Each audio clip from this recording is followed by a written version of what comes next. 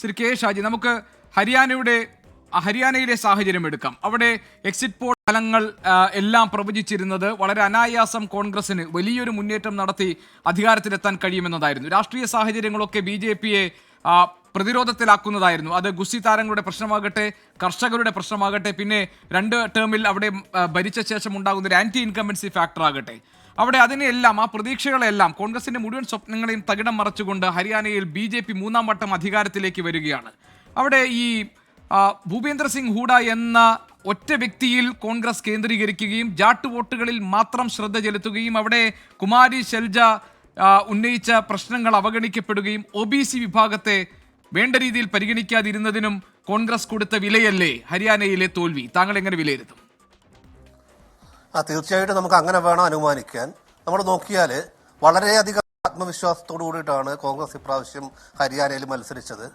ഒപ്പം തന്നെ ഇപ്പൊ വന്നിരിക്കുന്ന ഈ ഒപ്പീനിയൻ പോളുകൾ, എക്സിറ്റ് പോളുകളിലെല്ലാം നമ്മൾ നോക്കിയാൽ ഈ എക്സിറ്റ് പോളുകളെല്ലാം അവ നടത്തിയിട്ടുള്ളതെല്ലാം സാധാരണഗതിയിൽ BJP അനുകൂലിക്കുന്ന മാധ്യമ സ്ഥാപനങ്ങളാണെന്നുള്ളതാണ് കൗതുകം. അവര് പോലും പറഞ്ഞു കോൺഗ്രസ് ഇപ്രാവശ്യം വലിയ തോതിലുള്ള മുന്നേറ്റം നടത്തും. ഇപ്പോൾ ഹരിയാനയുടെ ചരിത്രം എടുത്തു നോക്കിക്കഴിഞ്ഞാൽ ഒരു ഹാട്രിക് വിജയത്തിലേക്ക് ഇതുവരെയും ഒരു മുഖ്യധാര രാഷ്ട്രീയ പാർട്ടിയും ഹരിയാനയിൽ വന്നിട്ടില്ല. ഇത് ആദ്യമായിട്ടാണ് BJP ഒരു ഹാട്രിക് വിജയം ഉണ്ടാക്കിയെടുക്കുന്നത്. മാത്രമല്ല ശ്രീ കെ ഷാജി, ഇപ്പോ 2014 മോദി തരംഗത്തിലാണ് കേവല ഭൂരിപക്ഷം നേടിയതെങ്കിൽ 2019 അതേ മികച്ച പ്രകടനം കാഴ്ചവെക്കാൻ കോൺഗ്രസിന് കഴിഞ്ഞില്ല.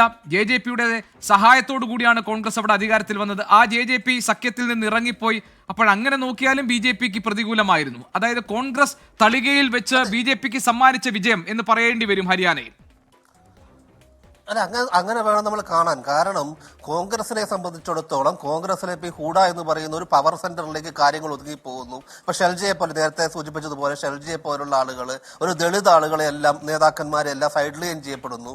അതുപോലെ തന്നെ ഹൂഡ എന്നൊരു വ്യക്തി മാത്രം സ്ട്രാറ്റജിസ്റ്റ് ആവുന്നു, അദ്ദേഹം സ്ഥാനാർത്ഥികളെ നിർണ്ണയിക്കുന്നു. അങ്ങനെ കാര്യങ്ങൾ മുഴുവൻ അദ്ദേഹത്തിലേക്ക് വരുന്നു. ഇപ്പൊ കോൺഗ്രസിന്റെ കാര്യം നോക്കുകയാണെങ്കിൽ നേരത്തെ കമൽനാഥ് മധ്യപ്രദേശിലും അതുപോലെ തന്നെ രാജസ്ഥാനിൽ അശോക് ഗെഹ്ലോട്ടും ചെയ്തിരുന്നതിന്റെ ഒരു ആവർത്തനമാണ് ഇപ്പോൾ ഹരിയാനയിൽ സംഭവിച്ചിരിക്കുന്നത്. അപ്പൊ അങ്ങനെ വന്നതുകൊണ്ടാണ് കോൺഗ്രസിനെ സംബന്ധിച്ചിടത്തോളം ഒരു മുന്നണിയായിട്ട് സമാന മനസ്കരായ ആളുകളെ കൊണ്ടുവന്നുകൊണ്ട് മത്സരിച്ചാൽ മാത്രമേ മുന്നോട്ട് പോകാൻ പറ്റുള്ളൂ എന്നുള്ള വലിയൊരു പാഠം കൂടി ഈ ഹരിയാനയിലെ തെരഞ്ഞെടുപ്പ് പഠിപ്പിക്കുന്നുണ്ട്. ഇപ്പൊ നോക്കപ്പോൾ CPM മാത്രമാണ് അവിടെ കോൺഗ്രസിന്റെ കൂടെ ഇപ്പൊ മുന്നണിയിൽ ഉണ്ടായിരുന്നത്. അപ്പൊ അവിടെ നിന്ന് ലഭ്യമാകുന്ന വിവരങ്ങൾ CPMന്റെ സ്ഥാനാർത്ഥി പോലും പരാജയപ്പെട്ടിരിക്കുകയാണ്. പക്ഷെ സമാന മനസ്കരായിട്ടുള്ള മറ്റു പ്രസ്ഥാനങ്ങളെ കൂടെ നിർത്താൻ, അതുപോലെ തന്നെ ഈ കർഷക സമരത്തെ എന്തുകൊണ്ട് ഇതുവരെയും രാഷ്ട്രീയമായി ഉപയോഗപ്പെടുത്താൻ, രാഷ്ട്രീയമായ നേട്ടങ്ങൾ ഉണ്ടാക്കാൻ ഉപയോഗപ്പെടുത്താൻ കോൺഗ്രസിന് കഴിഞ്ഞിട്ടില്ല എന്നുള്ളത് അത് CPMന് കഴിഞ്ഞില്ല. CPM മത്സരിച്ച ഒരു സീറ്റിൽ പോലും അവർക്ക് പോലും ജയിക്കാൻ പറ്റുന്നില്ല എന്ന് പറയുമ്പോൾ ഈ കർഷക സമരത്തിന് രാഷ്ട്രീയമായി മാറ്റിയെടുക്കാൻ, രാഷ്ട്രീയമായ ഇച്ഛാശക്തിയുടെയും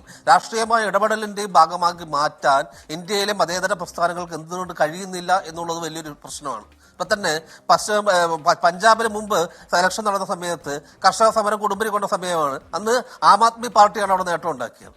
ഇപ്പൊ ഇവിടെ നോക്കുമ്പോൾ ഇവിടെ വളരെ കൃത്യമായിട്ടും ഒരു പവർ സെന്ററിലേക്ക് കോൺഗ്രസ് ഒതുങ്ങിപ്പോകുന്നു. അത് കുറെ കൂടി കോൺഗ്രസ് ജനാധിപത്യപരമാകേണ്ടതിന്റെയും വ്യത്യസ്ത താല്പര്യങ്ങൾ ഒരുമിച്ച് കൊണ്ടുവരേണ്ടതിന്റെയും സ്ഥാനാർത്ഥികളുടെ നിർണയത്തിലൊക്കെ പഴയ മാനദണ്ഡങ്ങൾ മാറ്റി പുതിയ സമീപനങ്ങളിലേക്ക്, പുതിയ രീതികളിലേക്ക് പോകേണ്ടതിന്റെയും ഒക്കെ ആവശ്യകതയാണ് ഇപ്പോഴത്തെ സാഹചര്യം നമ്മുടെ മുന്നിൽ വെക്കുന്നത്. അല്ലെങ്കിൽ ഇതിപ്പോ വളരെ അപ്രതീക്ഷിതമായ ഒരു പ്രഹരം തന്നെയാണ് കോൺഗ്രസിനെ സംബന്ധിച്ചിടത്തോളം. കർഷകരുടെ സമരം ഇത്രയും ഭീകരമായി നടന്നിട്ടുള്ള ഒരു സ്ഥലം, അതുപോലെ തന്നെ BJPക്ക് അനുകൂലമായിട്ട് ഒരു ഘടകം പോലും ഇല്ല. അപ്പൊ ഈ ഗുസ്തി താരങ്ങള്, അങ്ങനെ ഒരുപാട് ആളുകൾ കടുത്ത പ്രതിഷേധം ഉണ്ടാക്കിക്കൊണ്ടിരിക്കുന്ന ഒരു നാട്ടിൽ, ആന്റി ഇൻകംബൻസി അതിന്റെ അങ്ങേയറ്റത്തിലെത്തിയ ഒരു സ്ഥലത്ത് പിന്നെ എന്തുകൊണ്ട് BJP ജയിച്ചു എന്നുള്ളതിന് അത്ര എളുപ്പത്തിലുള്ള ഒരു കാരണങ്ങൾ കണ്ടെത്താനും പറ്റുമെന്ന് നമുക്ക് തോന്നുന്നില്ല. എന്തു തന്നെയായാലും പ്രധാനമന്ത്രി നരേന്ദ്രമോദിയെ സംബന്ധിച്ചിടത്തോളം അദ്ദേഹത്തിന്റെ ഒരു സ്വാധീനം ഓരോ തെരഞ്ഞെടുപ്പുകളിലും പൂർണ്ണമായിട്ട് ഉത്തരേന്ത്യയിൽ ഇല്ലാണ്ടാവുന്നില്ല.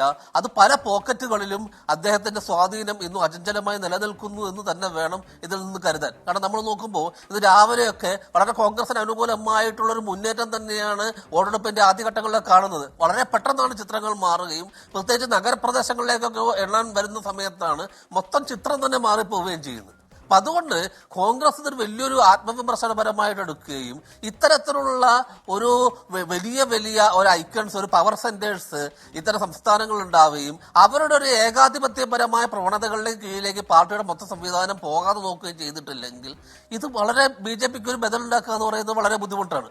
പിന്നെ BJP-യുമായിട്ട് നേരിട്ടുള്ളൊരു മത്സരം നടന്ന പല സ്ഥലത്തും കോൺഗ്രസ് വിചാരിച്ച പോലെ മുന്നോട്ട് പോകാൻ പറ്റിയിട്ടില്ല. മറുവശത്ത് കോൺഗ്രസ് ഒരു സഖ്യമായിട്ട് ഒരു മുന്നണിയായിട്ട് മത്സരിച്ച സ്ഥലത്ത് ഇപ്പോൾ ജമ്മു കാശ്മീരിന്റെ ഒക്കെ ഒരു വലിയ മെച്ചം അതാണ്. കാരണം ജമ്മു കാശ്മീരിൽ ഇപ്പോൾ PDP അവിടെ കടുംപിടുത്തം കൊണ്ട് ഈ മുന്നണിയിലേക്ക് വന്നില്ല എങ്കിൽ പോലും അതുകൊണ്ട് അവർ നിലംപരശായിപ്പോയി. അവർക്ക് കഷ്ടി 3 സീറ്റേ കിട്ടിയിട്ടുള്ളൂ. പക്ഷേ വളരെ കൃത്യമായി CPM അടക്കമുള്ള പാർട്ടികൾ ഒരുമിച്ച് നിർത്തിക്കൊണ്ട് നാഷണൽ കോൺഫറൻസിന് പിന്നിൽ കോൺഗ്രസ് നിന്നപ്പോൾ അവിടെ കൃത്യമായിട്ടൊരു വിജയം നേടാൻ പറ്റി. അപ്പൊ ഏറ്റവും സിഗ്നിഫിക്കന്റ് കാര്യം ജമ്മു കാശ്മീരിനെ സംബന്ധിച്ചിടത്തോളം BJP-യെ സംബന്ധിച്ചിടത്തോളം BJP 5 ആളുകളെ ഭരണഘടനാ വിരുദ്ധമായി തന്നെ നിയമസഭയിലേക്ക് നോമിനേറ്റ് ചെയ്യാൻ നോക്കുന്ന ഒരു സമയത്താണ് ഈ തെരഞ്ഞെടുപ്പ് ഫലം വരുന്നത്. അപ്പൊ ഇന്നത്തെ ഒരു സീറ്റുകളുടെ ഒക്കെ ലെവൽ നോക്കുമ്പോൾ 5 പേരെ കൊണ്ടുവന്നാൽ അപ്പൊ അവിടെ ഒരു ഭൂരിപക്ഷം ഉണ്ടാക്കാനോ അല്ലെങ്കിൽ ജമ്മു കാശ്മീരിൽ ഭരണം പിടിച്ചെടുക്കാനോ BJP-ക്ക് ആവില്ല എന്നുള്ളൊരു യാഥാർത്ഥ്യമുണ്ട്. അല്ല, അത് മാത്രമല്ല കാശ്മീരിനെ സംബന്ധിച്ച് കാശ്മീരിന്റെ പ്രത്യേക പദവി തിരിച്ചു നൽകണം എന്ന് ആവശ്യപ്പെടുകയും അതിനോടും ചെയ്ത പാർട്ടിയാണ് നാഷണൽ കോൺഫറൻസ്.